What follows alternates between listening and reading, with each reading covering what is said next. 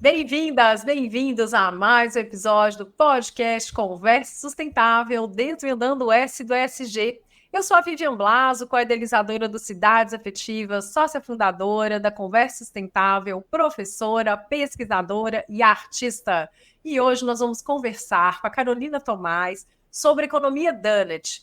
Como a economia Donut ela pode estar aí incentivando uma nova mentalidade na formação de uma sociedade que se requer mais justa, mais igualitária, mais generosa. A economia Donut é um modelo que está ganhando cada vez mais força como ferramenta para repensarmos o desenvolvimento urbano e promovermos inovação social em busca de cidades mais generosas. Carolina, muito obrigada. Chega para a conversa. Oi, Vivian, obrigada. Obrigada a todos aqui para escutar. Para mim é uma honra e uma alegria aqui de estar falando sobre a economia Donut, que eu acho que a gente precisa começar a plantar essas sementes de uma economia mais regenerativa. A gente já viu que o mundo do jeito que está indo não dá certo, né? Então a gente precisa rever um pouquinho o sistema do nosso mundo. É verdade. Carol, então queria começar, né? Você poderia explicar para as pessoas o que é o modelo da economia Donut, como que a gente pode estar fomentando essa economia, principalmente no contexto brasileiro do qual estamos vivendo hoje. A economia Donut ela foi idealizada pela Kate Raworth, é uma inglesa, e é bem bom, assim, eu me identifico muito com a Kate, porque eu também sou formada em economia, só que eu reneguei esse meu lado economista durante muitos anos, porque não era a economia que eu acreditava. Então a Kate, ela vem como essa economista rebelde, e era um termo que eu usava muito também. Então a Kate vem perguntando, refletindo sobre que economia é essa que a gente vive, né, que traz essa desigualdade social, que está acabando com o planeta, e traz essa proposta do modelo da economia Donut. Ela escreve um livro, que é a Economia Donut, 7 maneiras de pensar como economista do século XXI, e esse livro virou um sucesso. Ele já foi traduzido para mais de 20 idiomas, tem mais de 300 mil cópias vendidas, e a gente agora aqui no Sul Global, a gente está querendo trazer também essa economia Donut muito para o nosso contexto, né? E aí, por isso que a gente faz parte desse movimento do Donut Brasil, que você também faz parte, que a gente está querendo repensar esse novo modelo econômico, que a gente quer, só que a gente quer trazer com a nossa cara de contexto sul global, com a nossa cara de Brasil, América Latina, que a gente brinca que a gente quer trazer o nosso Borogodonut, Donut, que é o lema que a gente trouxe. E a economia Donut, então, o que ela é? Ela é uma economia diferente da economia tradicional, que ela não visa o financeiro e o acúmulo de capital. É uma economia regenerativa, que ela preza pela vida. A gente tem que cuidar da vida, dos seres humanos e não humanos. E para isso, o que ela traz? Assim, ela traz uma imagem muito simples. Ela questiona muito, hoje, quando a gente pensa sobre o nosso indicador econômico, o principal indicador econômico, a gente pensa no PIB, que é o indicador que vai ver a riqueza daquele país, como é que aquele país está, se ele está crescendo, se ele não está crescendo, aumentou o PIB, sempre existe essa discussão econômica em torno do PIB. Só que o PIB, ele não quer dizer nada, ele é um indicador que diz a produção de um país, mas e a parte social, e a parte ambiental? Então foram essas as provocações que a Kate começou a fazer, e aí ela quis mudar um pouco essa imagem, ela trabalha muito com a questão da imagem, que aí o que ela trouxe? Ela traz essa rosquinha daqui, que é um círculo, que a gente traz, então, a gente muda aquele gráfico, então, subindo ou descendo do PIB, e a gente começa a olhar, então, para essa figura daqui, que são 2 círculos concêntricos, onde do lado de fora a gente tem os 9 limites planetários, que são baseados naquele estudo lá do Centro de Resiliência de Estocolmo, que foi um dos grandes pesquisadores planetários que a gente tem, que é o Johan Hagström, que trouxe esse conceito para a gente das 9 fronteiras ou limites planetários. E a gente tem a parte interna, que são as dimensões sociais, que são 12 dimensões sociais. Então, quando a gente vive dentro do Donut, que a gente chama, que é aqui dentro, é que a gente está bem na fita. Só que o que acontece hoje? Hoje a gente tem extrapolado essas fronteiras planetárias. A gente já extrapolou 6 até agora, que é bem sério. E cada país também está extrapolando os seus que vem para dentro, assim, da parte social. Então, o que a gente quer? A gente não. Para ter um planeta saudável e equilibrado, que preza pela vida, a gente precisa olhar para essas dimensões sociais e ecológicas também. Então, a economia Donut, ela vem um pouco trazer essa reflexão, essa provocação, para a gente mudar um pouco a nossa cultura, a nossa forma de pensar. Muito bom. E aí, pensando, né, em todos esses enfrentamentos que a gente está vivenciando agora nas cidades, né? Por exemplo, agora a história dessas queimadas, né? Parte me parece acidental, parte sim tem influência relacionada à questão climática. Como a economia Donut, então, ela pode ajudar as cidades, né? Os governantes, a gente está aí prestes a mais uma jornada de eleições municipais a transformar as cidades. Então, acho que o principal ponto desses governantes é perceber que não dá. Por que o livro é Pensar como Economista do século XXI? Porque a gente continua pensando com a cabeça do século XIX e do século XX, aquele modelo de indústria, de crescimento, de economia. E é isso, a gente está vivendo num momento que a gente está já vivenciando uma crise climática que chegou mais cedo do que a gente estava esperando. Existia, sim, essas projeções de 1,5 graus que começariam a trazer esses desastres climáticos. Só que ano passado, a gente já chegou nessa média de 1,5 graus e a gente já está vivenciando isso com a seca na Amazônia e com as enchentes do Sul. Então, isso tudo está mudando a temperatura dos oceanos, perda de biodiversidade. Então, a gente já está vivendo momentos ecológicos e ambientais muito sérios que atuam sobre a nossa sociedade. Tanto que eu não falo mais que a gente tem que pensar em soluções, os prefeitos eles não podem mais pensar em soluções sociais sem pensar nas soluções ambientais. Hoje, os projetos, os programas sociais, as políticas públicas, elas precisam ser socioambientais. Uma coisa está conectada com a outra. Então, esse é o primeiro ponto, ter essa visão mais holística. Vamos parar de pensar só num pontinho e vamos pensar no todo. Isso é outra coisa que a economia Donut traz para a gente, que é a visão sistêmica. Ela fala para a gente parar de olhar para um problema, aquela visão mecanicista que a gente tinha antigamente, de tipo, tem um problema, eu vou corrigir esse problema, para entender que a gente vive num sistema. O que são sistemas? São onde atores que compõem uma cidade se relacionam. Então, se você faz uma intervenção aqui, essa intervenção vai reverberar de alguma forma naquele território, naquela cidade, que vai afetar outras pessoas e tudo mais. Então, essa visão sistêmica é o primeiro ponto que a gente precisa trazer. É um dos pontos principais da economia Donut. Outra forma também, a gente não precisa mais ter essa sobrecarga de tudo ser resolvido pelo governo. A gente pode atuar de forma colaborativa. A gente precisa da participação cidadã. Ninguém mais faz as coisas sozinhos. A gente precisa que as empresas estejam juntos, que a academia esteja junto, que a sociedade civil esteja junto, que os movimentos organizados estejam juntos, junto com o governo para pensar políticas públicas. Então, essa participação popular, ela é muito importante. Essa participação, se eu quero fazer uma intervenção numa periferia, eu preciso escutar as pessoas que moram nessa periferia. E aí isso traz o que é inovação social, né? Porque inovação social é pensar soluções que ainda não foram pensadas de forma diferente.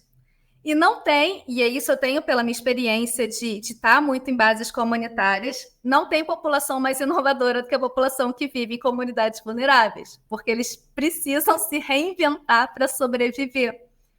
E eles têm as respostas, e quando você começa a conversar e fazer projetos junto com eles, vocês veem que eles têm as respostas. Então eu fico pensando, gente, juntar a expertise da academia, que tipo, não é anular um ou outro, todos são importantes, é juntar esses atores para pensar junto visão de cidade. E aí é isso, porque hoje a gente está vivendo num mundo que, aí voltando para o sistema econômico, o Brasil deve terminar 2024 como a 8ª maior potência econômica do mundo. Cara, que incrível, entre os 10 países com o maior PIB do mundo. Só que olha para a nossa desigualdade social, olha para a nossa pobreza, olha para tudo que a gente está vivendo. Será que a gente está falando de prosperidade? E aí eu trago mais um conceito da economia Donut. Dentro da economia Donut, a gente não fala sobre crescimento econômico, a gente não fala de acúmulo de riqueza. A gente fala prosperidade para o bem-estar de todos, que sejam decisões prósperas.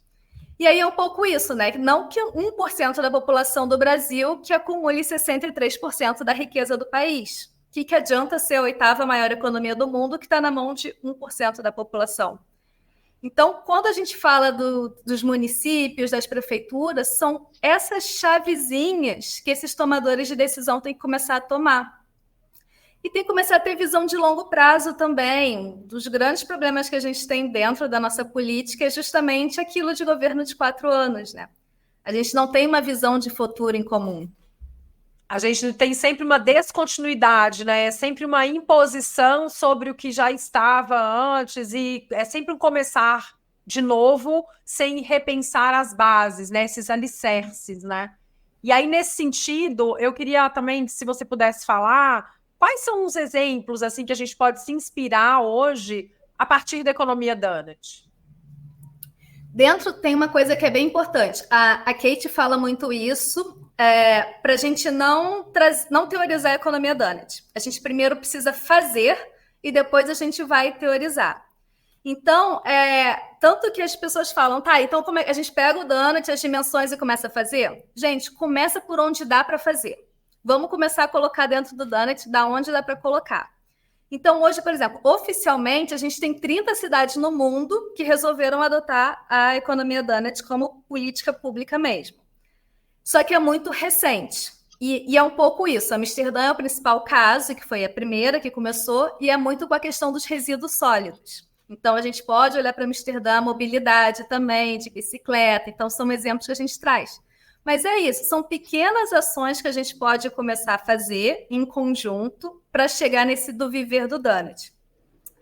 Tem um exemplo que eu gosto muito. Ano passado, no primeiro semestre, eu morei em Medellín, porque eu queria muito conhecer como é que foi o processo de transformação da cidade mais violenta do mundo, na época de Pablo Escobar, todo mundo conhece Pablo Escobar e tudo que ele fez, para a cidade mais inovadora do mundo, que ganhou o prêmio em 2013.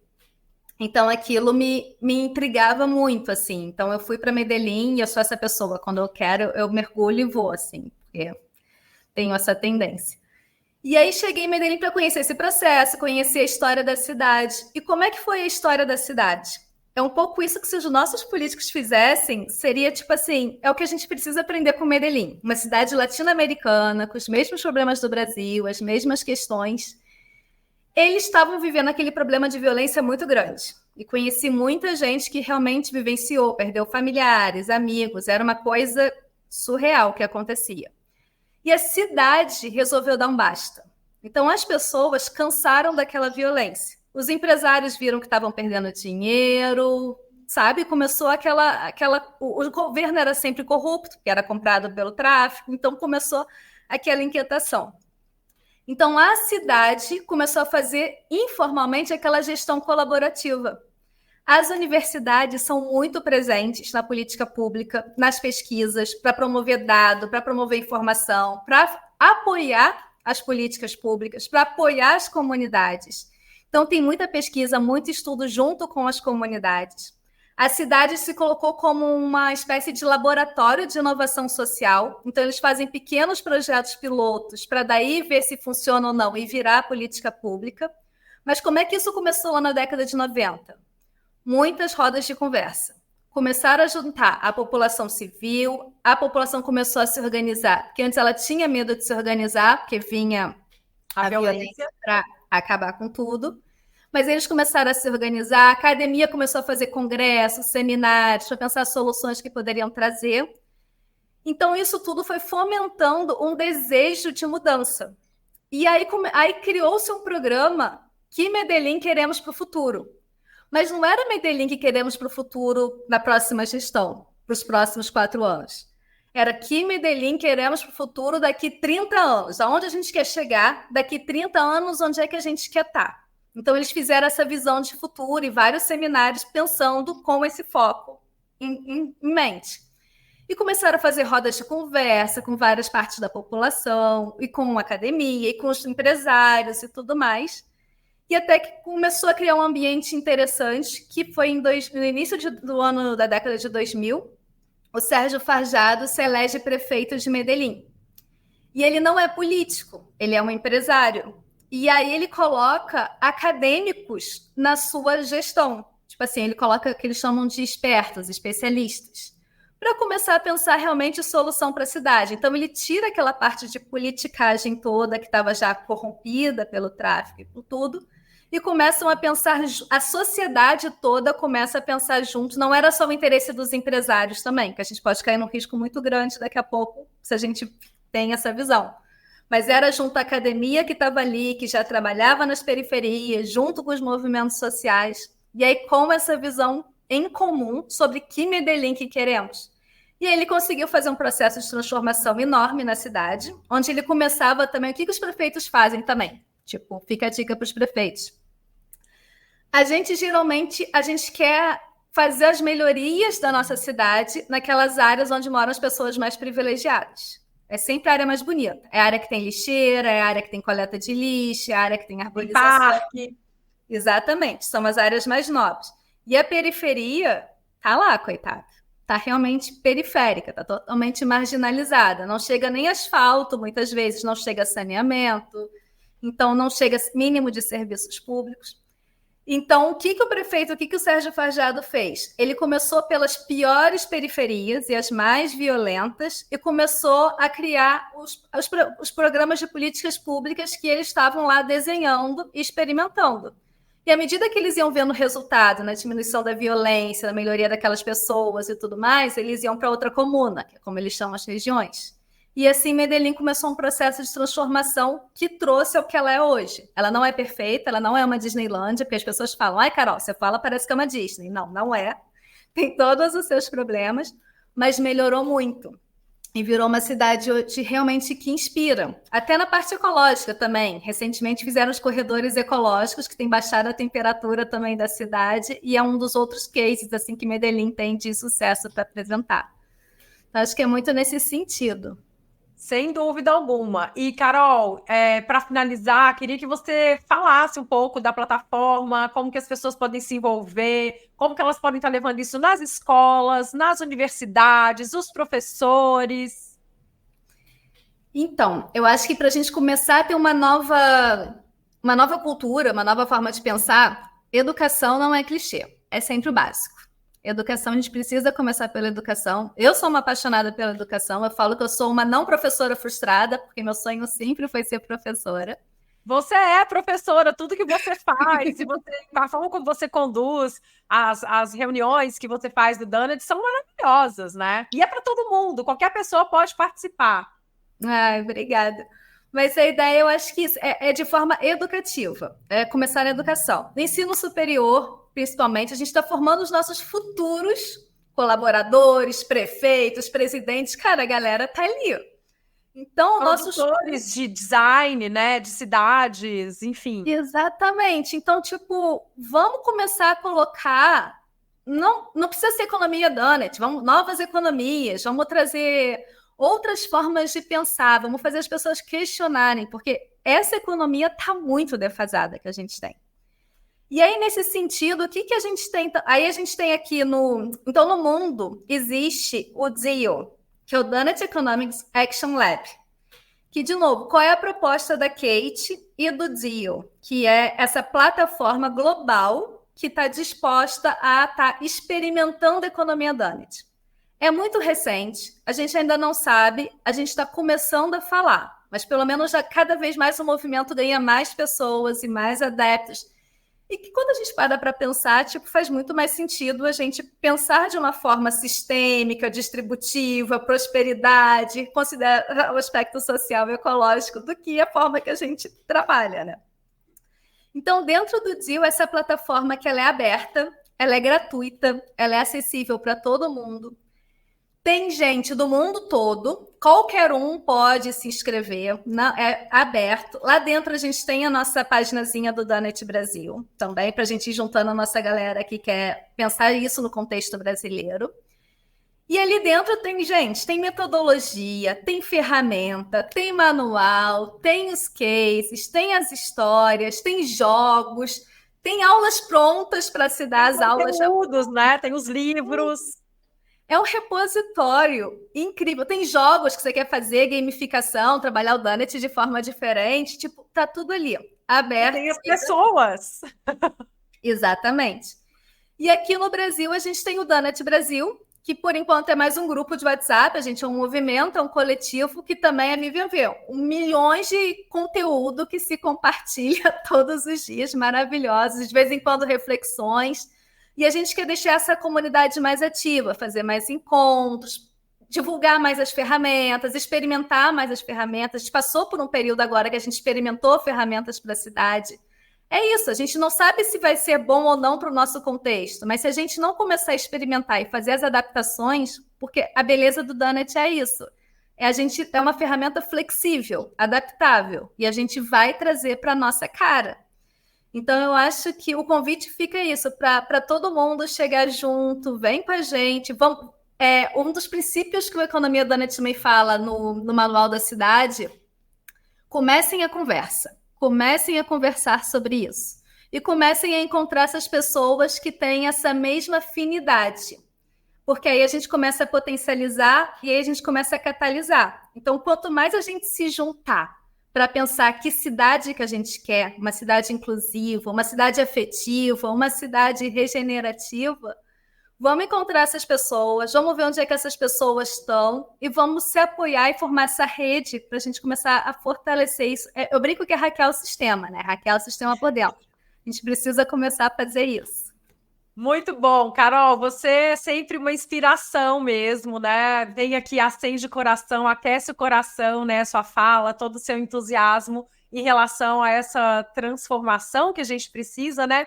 Eu falo que a Economia Donut, daí mais, né, na figura da Carol e de toda a rede, é um esperançar-se, né? Que o Edgar Morin sempre coloca para a gente, né? Nossos oásis de fraternidade. Ali a gente pode se abastecer para ir ao mundo e comunicar aí essas boas práticas e, na conversa, no diálogo, trocar essas informações para que a gente possa ter, de fato, essas cidades aí generosas, afetivas, que possam ser mais conviviais. Carol, queria agradecer demais a sua participação, né, por nos trazer essa reflexão e a importância da gente continuar promovendo esses diálogos sobre inovação social, sobre sustentabilidade urbana, com esse olhar da Economia Donut.